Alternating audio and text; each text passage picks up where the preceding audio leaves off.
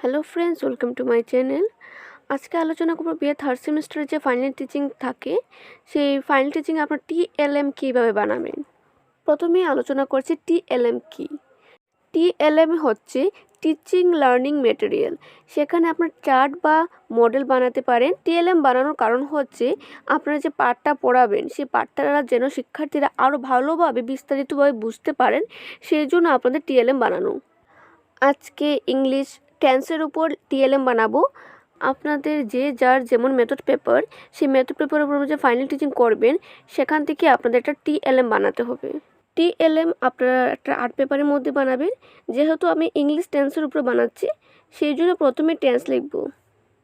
তারপর আপনার টেন্সকে ভাগ করতে হবে। টেন্স যেমন আমরা জানি টেন্স 3 প্রকার: past tense, present tense, future tense. সেভাবেই এখানে টেন্সের ভাগ করতে হবে। যেহেতু আমরা জানি টেন্স 3 প্রকার এবং 3 প্রকার যে পাস্ট, প্রেজেন্ট, ফিউচার রয়েছে, এগুলোর কিন্তু আবার 4 প্রকার রয়েছে। এখানে একটি একটি করে সেই 4টি প্রকারের নাম লিখতে হবে।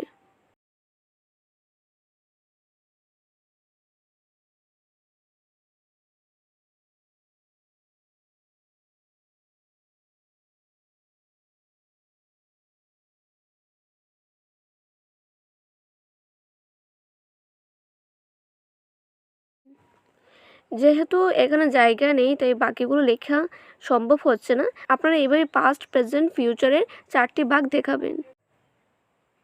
তারপর আপনাদের এই 4টি ভাগের 4টি এক্সাম্পল দেখাতে হবে এবং তার পাশাপাশি পাস্ট, প্রেজেন্ট, ফিউচারে যে 4টি করে ভাগ রয়েছে, সেই প্রত্যেকটি ভাগের আপনারা এক্সাম্পল দেখিয়ে দিবেন। এখানে আমি সিম্পল প্রেজেন্ট টেন্সের এক্সাম্পল দেখিয়ে দিচ্ছি। এইভাবেই আপনারা বাকিগুলো এক্সাম্পল বানাবেন। আশা করছি আপনারা টিএলএম সম্পর্কে বুঝতে পেরেছেন।